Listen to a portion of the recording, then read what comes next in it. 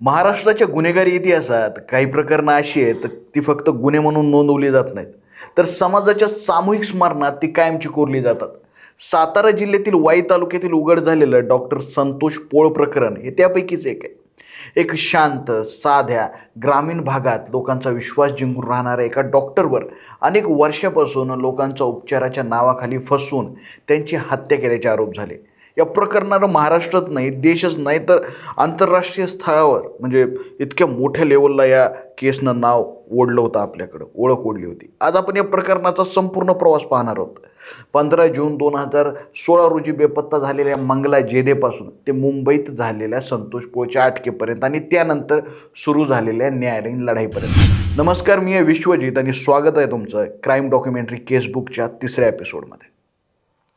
15 जून 2016 सातारा जिल्ह्यातील वाई तालुक्यातील धोम परिसरात राहणाऱ्या मंगला जेधे दुपारी साधारण 1 ते 2च्या सुमारास घराबाहेर पडल्या होत्या. त्यांनी आपल्या पतीला सांगितलं की त्या पुण्याला त्यांच्या मुलीला भेटायला जाणार आहेत. त्या बस स्थानकापर्यंत पोहोचल्या. काही लोकांनी तिथं त्यांना पाहिले, पण त्यांनी बस नाही पकडली. स्थानिकांनी त्यांना पाहिलं होतं, पण त्यांच्या लक्षात आलं की बस पकडण्यातच आली नाही. मात्र तपासात पुढं समोर आलेल्या माहितीनुसार त्यांनी पुण्याकडे जाणारी जी बस होती तिथं बसायचा प्रयत्न केला, पण कुणीतरी त्या घेऊन गेलं वापस. संध्याकाळ झाली, रात्र झाली, पण मंगला ना पुण्याला पोहोचल्या ना घरी. त्यांचा फोन बंद होता. नातेवाईकांकडे चौकशी केली, ओळखीच्या लोकांना विचारलं गेलं, पण कोणाकडेच उत्तर नव्हतं. शेवटी रात्री उशिरा 2च्या सुमारास त्यांच्या पतीनं स्थानिक पोलीस ठाण्यात बेपत्ता झाल्याची तक्रार दाखल केली. त्या क्षणी हा तपास फक्त एका हरवलेल्या महिलेचा होता, पण पुढं तो महाराष्ट्राच्या सर्वात धक्कादायक गुन्हेगारी तपासापैकी एक ठरला. पोलिसांनी तपासाची सुरुवात नेहमीप्रमाणे केली. मंगला घरातून निघताना काही दागिने असतील, रोख रक्कम घेऊन निघाल्या होत्या. म्हणजे ते नियोजन करूनच बाहेर पडल्या होत्या. काय होतं त्यांच्या डोक्यात त्यांनाच माहिती होतं. त्यांचे कॉल रेकॉर्ड्स मागवण्यात आले, बसस्थानक परिसरातील माहिती गोळा करण्यात आली आणि त्यांच्या ओळखीतील लोकांशी चौकशी सुरू झाली. पण या चौकशीत एक नाव वारंवार येत होतं, डॉक्टर संतोष पोळ. धोम परिसरातील डॉक्टर संतोष पोळ हा एक वैद्यकीय व्यवसाय करणारा व्यक्ती आणि अत्यंत लोकप्रिय व्यक्ती होता. तो मुळात या गावचा नव्हता, पण काही वर्षापूर्वी तो या गावात आला होता. पण काही वर्षातच त्यानं लोकांचा विश्वास जिंकला होता. म्हणजे गरीब रुग्णावर तो फ्रीमध्ये इलाज करायचा, सामाजिक कार्यक्रमामध्ये सहभाग घ्यायचा आणि गावात मदतीला धावून जाणारा डॉक्टर, अशी त्याची एक प्रतिमा तयार झाली होती. अलीकडेच त्यानं एक बनावट नोटांचं प्रकरण पोलिसांच्या लक्षात आणून दिलं होतं. त्यामुळे तो एक देव माणूसच बनला होता. अनेक गावकरी त्याला देवासारखंच मानायचे आणि मंगला जेधेही त्याच्याकडे उपचारासाठी नियमित जात असल्याची माहिती पोलिसांना मिळाली. पोलीस मग संतोष पोळकडे गेले, त्याच्याशी प्राथमिक चौकशी सुरू केली. त्यांनी शांतपणे प्रश्नाची उत्तरं दिली. उलट त्यानं सांगितलं की मंगला जेधे त्याच्याकडून काही दागिने घेऊन गेल्यात, जी दुप्पट करून देणार होत्या. त्या दागिन्याची किंमत किंवा दागिने दुप्पट करून देणार होत्या. त्यांनी ते दागिने घेतले, पण त्या परत पुन्हा आल्याच नाहीत. संतोष पोळच्या वागण्यात काही विशेष आणि संशयास्पद दिसतच नव्हतं. पण तपास पथकानं मंगला यांचा मोबाईलचा फोनचा मागोवा घेणं सुरूच ठेवलं. काही दिवसांनी एक महत्त्वाची घटना घडली. बंद असलेल्या मोबाईलचा फोन अचानक सुरू झाला. पोलिसांनी तात्काळ लोकेशन ट्रेस केलं आणि एका महिलेपर्यंत पोहोचले आणि ज्या महिलेचं नाव समोर आलं त्या महिलेचं नाव होतं ज्योती मंढारे. ज्योती ही संतोष पोळच्या दवाखान्यात नर्स म्हणून काम करत होती आणि पुन्हा एकदा तपासाचा केंद्रबिंदू संतोष पोळकडे वळाला. ज्योती मंडारेला चौकशीसाठी ताब्यात घेण्यात आलं. सुरुवातीला ती फारशी काही माहिती देत नव्हती, पण चौकशी अधिक सखोल होत गेली. म्हणजेच पोलिसांनी घाक्या दाखवायला सुरुवात केली. त्यावेळेस त्यांनी महत्त्वाचे तपशील सांगितल्याचं पोलिसांनी नोंदवलं. सरकारी पक्षाच्या मांडणीनुसार आणि तिच्या पुढील साक्षीनुसार हे प्रकरण फक्त मंगला जेधे यांच्या बेपत्ता होण्याचं नव्हतं, तर अनेक वर्षांपासून बेपत्ता झालेल्या अनेक व्यक्तींशी संबंधित होतं. तिने सांगायला तिनं सुरुवात केली की संतोष पोळची ओळख 2011मध्ये डॉक्टर घोटवडेकर यांच्या क्लिनिकमध्ये झाली. ज्योती तिथं नर्स म्हणून काम करत होती, तर संतोष पोळ ॲम्ब्युलन्स संबंधित काही त्याचं काम असायचं डॉक्टरांकडं. हळूहळू दोघांमध्ये ओळख झाली, फोनवर बोलणं सुरू झालं. पुढं दोघांमध्ये जवळचे संबंध आले. ज्योतीच्या म्हणण्यानुसार दोघांमध्ये अनैतिक संबंध होते आणि नंतर त्यांनी मंदिरात जाऊन गुपचूप लग्नही केलं होतं. ज्योती मंडारेच्या साक्षीनुसार तिने एकदा संतोषला विचारलं की तू डॉक्टर आहेस एवढा मोठा, तू स्वतःचे क्लिनिक का नाही टाकत, स्वतःचं क्लिनिक तू टाकायला पाहिजे. त्यावर संतोषने तिला सांगितलं तो एक डॉक्टर नाही आहे, तो एक कंपाऊंडर आहे, त्याच्याकडचे जे डिग्रीज वगैरे त्या सगळ्या फेक आहेत. आता तिनं काही बोलायच्या त्यांनी पुढची काहीतरी एक मोठी प्रस्तावना त्याच्यापुढे ठेवली. त्यानं गुन्हेगारी करायच्या योजनेत सहभागी होण्याचा प्रस्ताव तिला दिला. तिच्या म्हणण्यानुसार तो लोकांना विश्वासात घ्यायचा, त्यांच्याकडून पैसे आणि दागिने घ्यायचा आणि जेव्हा त्याला वाटायचं की आता यांच्याकडून पैसे मिळणार नाही आहे, दागिने मिळणार नाही, आता बंद होणार आहे सगळे येणं, तेव्हा तो त्यांची हत्या करायचा. सुरुवातीला ज्योतीला या अविश्वसनीय वाटलं, पण पुढे पोलिसांनी तपासात जे उघड केलं ते त्याच्याहून भयानक होतं. तिनं पुढं सांगितलं की संतोष काही वर्षांपासून असे गुन्हे करतोय आणि काही मृतदेह त्यांनी त्याच्या फार्म हाऊसच्या परिसरात पुरले असल्याचा दावा तिनं केलाय.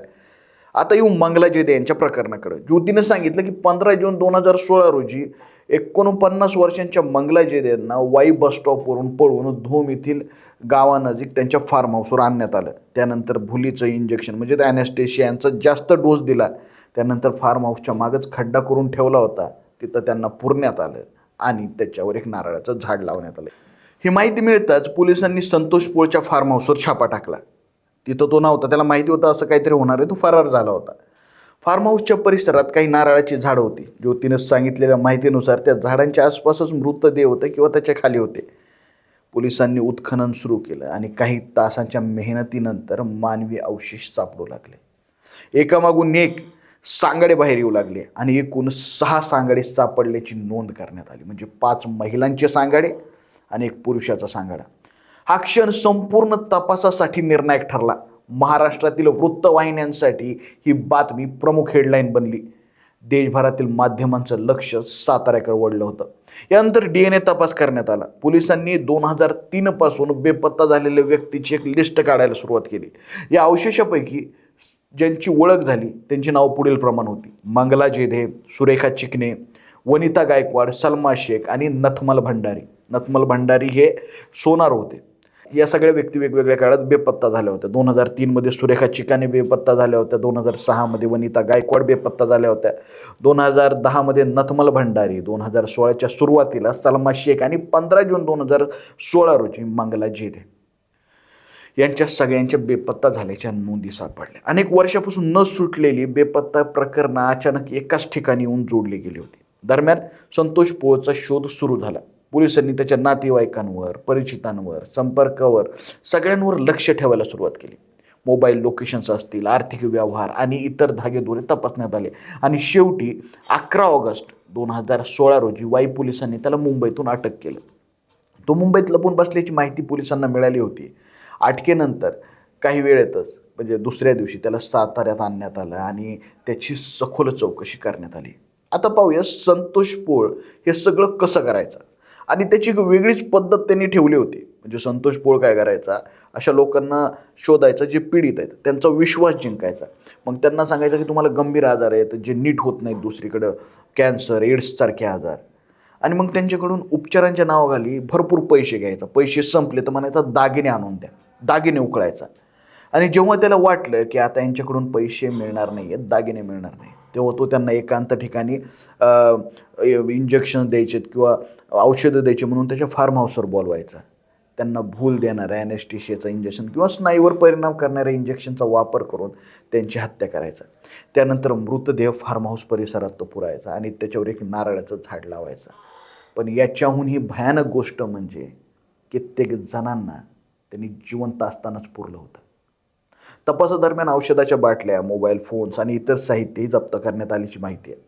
आणि विशेष म्हणजे नारळाच्या झाडाच्या त्या शेजारीच आणखी एक खड्डा खोदला होता. म्हणजे कुणाला तरी त्याला मारायचं होतं आणि हे दुसरं तिसरं कुणी नसून त्याची नर्स ज्योती मांढारे होती. संतोषला वाटलं होतं की आता ज्योती पोलिसांना काहीतरी सांगेल, तिच्या कामात ती अडथळा ठरू शकते, म्हणून काही दिवसातच तो तिला मारून सुद्धा त्या खड्ड्यात पुरणार होता. या प्रकरणात ज्योती मांढारेची भूमिका अत्यंत महत्त्वाची ठरली. तिनं सरकारी साक्षीदार म्हणून न्यायालयासमोर जबाब दिले, कारण प्रत्यक्षदर्शी कुणी नव्हताच तिथं. तिच्या साक्षीच्या आधारे तपासातील अनेक धागे एकत्र जोडले गेले. काही वर्षानंतर तिला जामीनही मिळाला. तर संतोष पोळ न्यायालयीन प्रक्रियेदरम्यान कारागृहातच आहे. पुढे याच प्रकरणात एका सुनावणी दरम्यान ज्योती मांढारेला क्रॉस चेक करण्यात आलं आणि क्रॉस चेक काय एका मोठ्या वकिलाने किंवा खूप मोठा वकील वगैरे असावा असं काही नव्हतं. क्रॉस चेक केलं होतं स्वतः संतोष पोळने. इव्हन त्यानं कोर्टात हे सुद्धा सांगितलं की या हत्याकरणात माझ्यासोबत अनेक जण सामील होते, पण पोलिसांनी त्यांना वाचवण्यासाठी सगळे पुरावे नष्ट केले. संतोष पोळला अटक झाल्यानंतर पुढचे काही दिवस महाराष्ट्रच नाही, देश पण नाही, या प्रकरणानं पूर्ण जगच हादरून गेलं होतं. मोठ्या मोठ्या वाहिन्यांनी या प्रकरणाला कव्हरेज दिलं. घराच्या अंगणात जिवंतपणी लोकांना पुरणाऱ्या या नराधमाची तुलना दिल्लीतील कुप्रसिद्ध निटारी हत्याकांडाशी होऊ लागली. प्रत्येक वृत्तवाहिनीवर, प्रत्येक वर्तमानपत्रात आणि प्रत्येक चर्चेत एकच नाव घुमत होतं, डॉक्टर संतोष पोळ. पण या सगळ्या गोंधळात एक अशी गोष्ट घडली ज्यानं तपास अधिकाऱ्यांनाही क्षणभर चकित केलं. अटक झाल्यानंतर संतोष पोळनं थेट तत्कालीन सातारा जिल्ह्याचे पोलीस अधीक्षक संदीप पाटील यांना मराठीत स्वतःच्या अक्षरात एक पत्र लिहिलं. त्या पत्रात त्यानं स्वतःला पकडण्याबद्दल पोलीस पथकाचं कौतुक केलं. तुमच्या टीमला सॅल्यूट अशा शब्दात त्यानं तपास अधिकाऱ्यांचं अभिनंदन केलं. या पत्राबाबत तत्कालीन पोलीस अधीक्षक संदीप पाटील यांनी माध्यमांशी बोलले आणि बोलताना काही गोष्टीही सांगितल्या. त्या पत्रात संतोष पोळने एक धक्कादायक विधान केलं होतं. 2003 पासून आणि आजपर्यंत माझ्या एकही गुन्ह्यासाठी पोलीस मला पकडू शकले नाही. याचं कारण आहे तुमच्या खात्यातला भ्रष्टाचार, असंही त्यांनी पत्रात लिहिलं होतं. त्यानंतर त्यानं सातारा आणि वाई पोलिसांच्या तपास पथकांचं विशेष अभिनंदन केल्याचं बातम्याही त्या काळी सर्व प्रमुख माध्यमांमध्ये झळकल्या होत्या. कल्पना करा, एकामागोमाग एक निष्पाप लोकांचे जीव घेणारा खुनी अटक झाल्यानंतर या अपराधाची कबुली देत नाही, पश्चाताप व्यक्त करत नाही. उलट त्याला पकडणाऱ्या पोलिसांनाच अभिनंदनाचं त्यांनी पत्र लिहिलं. हे केवळ धक्कादायक बाब नव्हती, तर ही त्याच्या विकृत आत्मविश्वासाची, थंड डोक्याने गुन्हे करण्याच्या प्रवृत्तीची आणि समाजव्यवस्थेचा आवाहन देणाऱ्या मानसिकतेची जिवंत साक्षी होती. या प्रकरणानं महाराष्ट्रात इतकी मोठी खळबळ उडवली की पुढे याच घटनावर प्रेरित होऊन देव माणूस नावाची एक मराठी सिरियल सुद्धा आली आणि खूप चालली. एक डॉक्टराकडून समाजाला अपेक्षा असते उपचाराची, वेदना कमी करण्याची आणि मृत्यूला झुंज देणाऱ्या माणसाच्या आयुष्यात आणखी एक संधी देण्याची. पण जेव्हा उपचाराच्या नावाखाली मृत्यू दिला जातो तेव्हा गुन्हा फक्त एका व्यक्तीचा राहत नाही, तो संपूर्ण समाजाचा विश्वासाचा खून केला जातो. विचार जर केला तो डॉक्टर पण नव्हता म्हणा, कंपाऊंडर होता. अटक झाल्यानंतर पोलिस कोठडीत संतोष पोळला त्याची बायको भेटायला गेली. तो क्षण तिच्या आयुष्यातला सगळ्यात भीषण क्षण होता. 2003ला त्याचं लग्नही झालं होतं, त्याला 2 मुलंही होती. तिच्यासमोर संतोष पोळनं आपण सर्व खून केल्याची कबुली दिली. तपास अधिकाऱ्यांना वाटत होतं की या भेटीतून खुनामागचा खरा उद्देश समोर येईल. कदाचित पत्नीसमोर तो मन मोकळं करेल, काहीतरी वेगळं बाहेर येईल, एखादं गुपित उघडं पडेल. पण तसं काहीच घडलं नाही. खुनाची कबुली दिल्यानंतरही संतोष पोळनं तिच्यासमोर अधिक एक शब्द उच्चारला नाही. त्या शांततेत अपराधाची कबुली दिली, पण कारण नव्हतं. आणि कदाचित म्हणूनच संतोष पोळचं व्यक्तिमत्व अधिक गूढ, अधिक भयावह आणि अधिक अस्वस्थ करणारं ठरतं. साताऱ्यात उघड झालेल्या या प्रकरणानंतर संतोष पोळला आंतरराष्ट्रीय माध्यमांनी एक नाव दिलं, डॉक्टर डेथ. Doctor death. जगभरात काही गुन्हेगार त्यांच्या क्रौर्यासाठी ओळखले जातात, काही त्यांच्या बुद्धिमत्तेसाठी ओळखले जातात, पण संतोष पोळचं नाव त्या व्यक्तींपैकी घेतलं जातं ज्याच्यावर उपचाराच्या नावाखाली मृत्यूचा सापळा रचण्याचा आरोप करण्यात आला. या प्रकरणात सर्वात भीतीदायक गोष्ट म्हणजे सांगाडे नव्हती, उत्खनन नव्हतं, इंजेक्शन नव्हतं. भीतीदायक गोष्ट होती विश्वास. कारण प्रत्येक पीडित व्यक्ती त्याच्याकडे स्वतःच्या पायांनी गेली होती. त्यांना वाटलं होतं की समोरचा माणूस त्यांचा जीव वाचवेल किंवा त्यांच्यावर उपचार करून त्यांना नीट करेल, पण तोच माणूस त्यांच्या आयुष्याचा शेवट ठरत गेला. आज या प्रकरणाची आठवण झाली की एक प्रश्न काळजात घर करून बसतो. माणूस चेहऱ्यावरून ओळखता येतो का? पांढरा कोट घातलेला प्रत्येकजण देवच असतो का? की काही वेळा देवाच्या रूपात मृत्यू समोर उभा असतो? कदाचित म्हणूनच डॉक्टर संतोष पोळ प्रकरण आजही महाराष्ट्रातील गुन्हेगारी इतिहासातील सर्वात अस्वस्थ करणाऱ्या प्रकरणांपैकी एक मानलं जातं. कारण इथे खून फक्त 6 जणांचे झाले नव्हते, खून झाला होता विश्वासाचा. आणि म्हणूनच या डॉक्युमेंटरीचा शेवट एका वाक्यानं करतो, कधी कधी मृत्यू काळ्या कपड्यात येत नाही, तो पांढरा कोट घालूनही तुमच्यासमोर उभा असू शकतो. त्यामुळे नेहमी सावध राहा, सतर्क राहा. मी आहे विश्वजित आणि ही होती डॉक्टर डेथ संतोष पोळ याची सत्य घटनेवर आधारित कहाणी. पुन्हा भेटूया पुढच्या आठवड्यात अशाच एका सत्य, अस्वस्थ करणाऱ्या आणि विचार करायला भाग पाडणाऱ्या नवीन कहाणीसोबत. धन्यवाद.